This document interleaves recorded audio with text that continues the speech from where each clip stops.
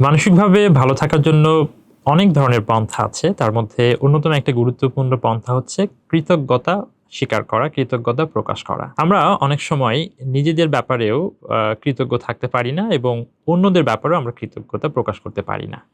তো আমরা যদি নিজের ব্যাপারে এবং অন্যদের ব্যাপারে কৃতজ্ঞ হওয়ার অভ্যাস তৈরি করি, তাহলে এটা কিন্তু আমাদের মানসিকভাবে ভালো রাখতে সাহায্য করবে।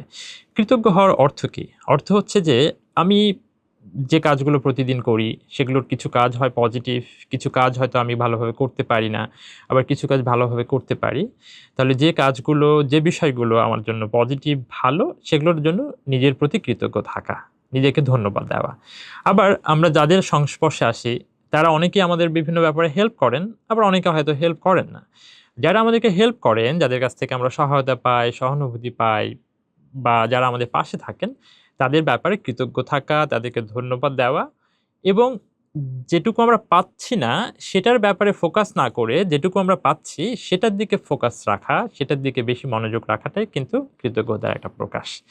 এবং এটাকে আমরা যদি আমাদের জীবনের অভ্যাসে পরিণত করে ফেলতে পারি, যেমন প্রতিদিন সকালে উঠে যদি আমরা এরকম একটা অভ্যাস করি যে আমি জাস্ট ৩ টা জিনিস মনে করব যে ৩ টা জিনিসের জন্য আমি কৃতজ্ঞ। যেমন খুব সিম্পলি যদি আমি বলি যে আমি সুস্থ আছি, এটার জন্য আমি কৃতজ্ঞ। আমি হচ্ছে ভালো কাজ করতে পারছি, এটার জন্য আমি কৃতজ্ঞ।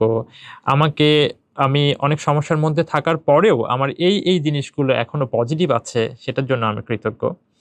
তো এই অভ্যাসটা যদি আমরা রাখতে পারি, তাহলে কিন্তু এটা আমাদেরকে মানসিকভাবে ভালো থাকতে হেল্প করবে।